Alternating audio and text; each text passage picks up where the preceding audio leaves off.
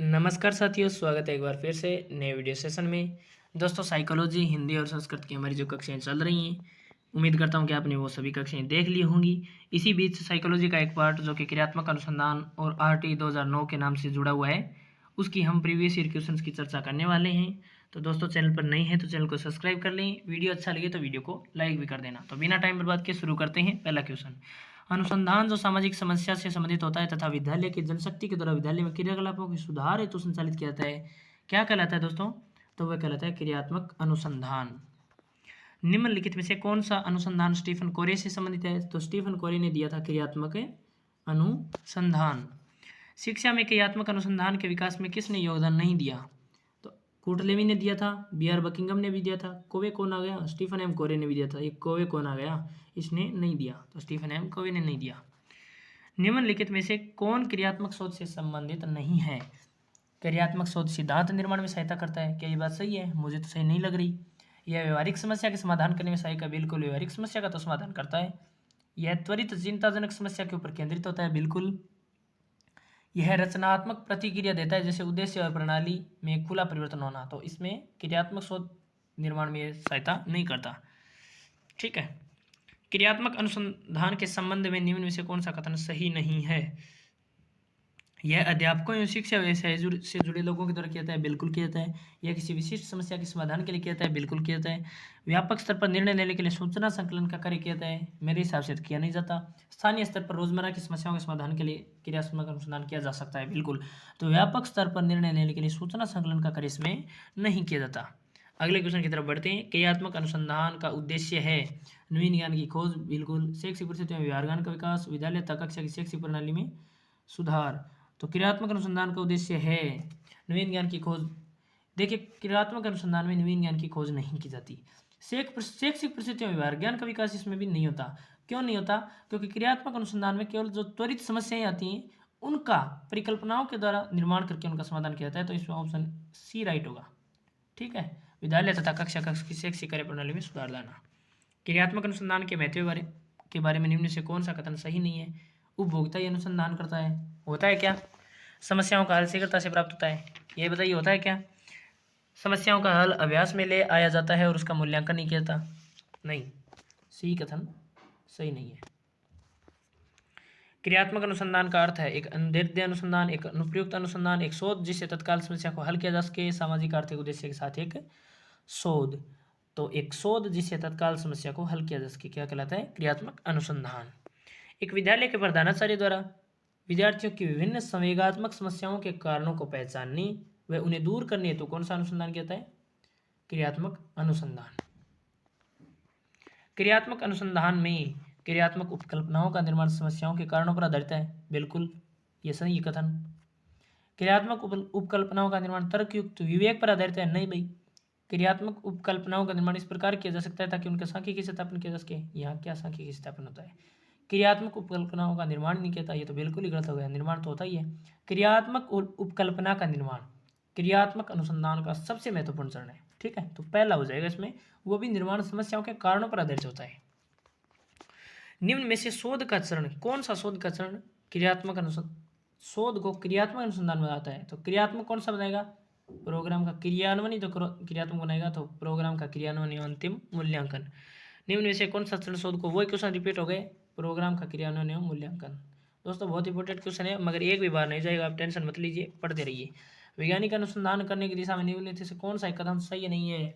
एक समस्या की अवधारणा, संशोधन, शोध निष्कर्ष, आधार सामग्री एकत्र करना, गतिशील दृष्टिकोण। दोस्तों, गतिशील दृष्टिकोण है वो सही नहीं है, दृष्टिकोण है वो स्थिर होना चाहिए। क्रियात्मक अनुसंधान मौलिक अनुसंधान से भिन्न है क्योंकि यह अध्यापकों, शैक्षिक प्रबंधकों एवं प्रशासकों द्वारा किया जाता है, बिल्कुल यही सही हो जाएगा। शोधकर्ताओं द्वारा नहीं किया जाता। प्रमाणीकृत उपकरणों पर भी आधारित नहीं होता है, न्यायादर्श पर भी आधारित होना कोई जरूरी नहीं है। ठीक है, तो ये ऑप्शन इसका राइट आंसर हो जाएगा। क्रियात्मक अनुसंधान का मुख्य उद्देश्य है, बताइए? क्रियाविधि, नैदानिक, विवरणात्मक और रूपांतरकारी, तो वो हो जाएगा रूपांतरकारी। दोस्तों, अगला टॉपिक हमारा रहने वाला है आरटी 2009। आरटी 2009 कब लागू हुआ बताइए? आरटी 2009 बताइए। RT 2009 देश में कब लागू हुआ? तो वो लागू हुआ 1 अप्रैल 2010 जम्मू कश्मीर को छोड़कर। क्वेश्चनों की चर्चा करते हैं। भारतीय संविधान में कौन से संशोधन द्वारा शिक्षा का अधिकार सम्मिलित किया गया? 86वां संविधान संशोधन किया गया था। अगले क्वेश्चन की अगर चर्चा करें, बालकों के मुफ्त एवं अनिवार्य शिक्षा का अधिकार 2009 देश में कब लागू हुआ? तो 1 अप्रैल 2010, हमने बता ही दिया, पहले ही बता दिया है। आगे देखिए, बच्चों को मुफ्त एवं अनिवार्य शिक्षा अधिकार 2009 अधिनियम के अंतर्गत आता है।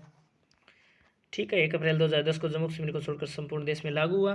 बालकों के मुफ्त एवं अनिवार्य शिक्षा अधिकार अधिनियम 2009 में निम्न में से किस पर ध्यान नहीं दिया जाता? बताइए। अध्यापकों को प्रशिक्षण सुविधा प्रदान करना, घुमंतु बालकों के प्रवेश को सुनिश्चित करना, एकेडमिक कैलेंडर को निर्धारित करना, 14 वर्ष के पश्चात की शिक्षा व्यवस्था। तो 14 वर्ष के पश्चात की जो शिक्षा व्यवस्था है उस पर ध्यान नहीं दिया जाता। अगला क्वेश्चन, RT 2009 के अनुसार प्रारंभिक शिक्षा का अर्थ है। प्रारंभिक शिक्षा होती है कक्षा 1 से 8। तो प्रारंभिक शिक्षा 1 से 8, पहली कक्षा से 8वीं कक्षा तक की शिक्षा। अगला क्वेश्चन, RT 2009 में किस आयु समूह के आयु समूह बताना है? RT 2009 में 6 से 14। आगे चलिए, RT 2009 के अनुसार निम्नलिखित में से किस प्रमाण पत्र के बिना कोई विद्यालय स्थापित नहीं किया जाएगा? तो मान्यता प्रमाण पत्र के बिना कोई भी विद्यालय स्थापित नहीं किया जा सकता। मान्यता प्रमाण पत्र।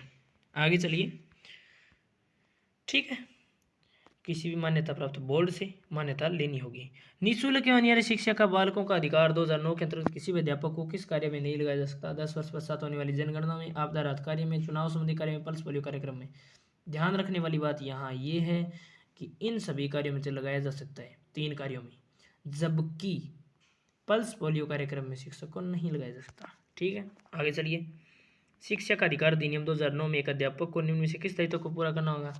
विद्यालय में नियमित रूप से समय पर उपस्थित बिल्कुल आना होगा, पाठ्यक्रम का संचालन कर पूरा करना होगा, बिल्कुल, संपूर्ण पाठ्यक्रम निर्धारित समय पर पूरा करना होगा। तो सभी कार्य करने होंगे, आपको पता है, करवाए भी होंगे शिक्षकों ने।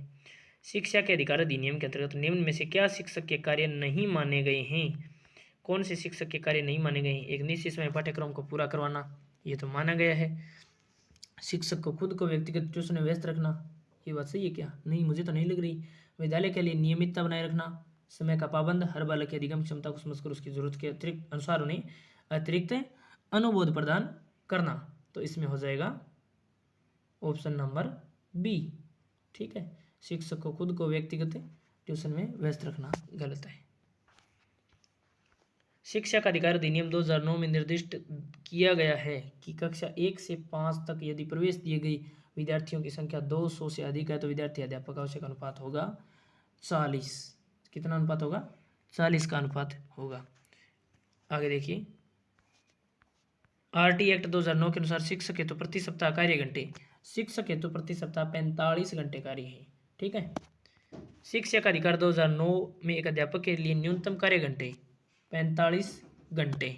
ठीक है, शिक्षा का अधिकार अधिनियम 2009 के लिए कौन सा कथन सत्य नहीं है? 6 से 14 वर्ष के लिए प्रत्येक बालक की निःशुल्क अनिवार्य शिक्षा, विद्यालय प्रबंधन समिति का प्रावधान, प्राथमिक शिक्षा के लिए राष्ट्रीय आयोग का गठन, अध्यापक के लिए प्रति सप्ताह न्यूनतम 60 घंटों का कार्य। तो अध्यापक के लिए प्रति सप्ताह न्यूनतम 60 घंटों का कार्य। RT अधिनियम, इतने क्वेश्चन है दोस्तों, ये हमने कर लिए।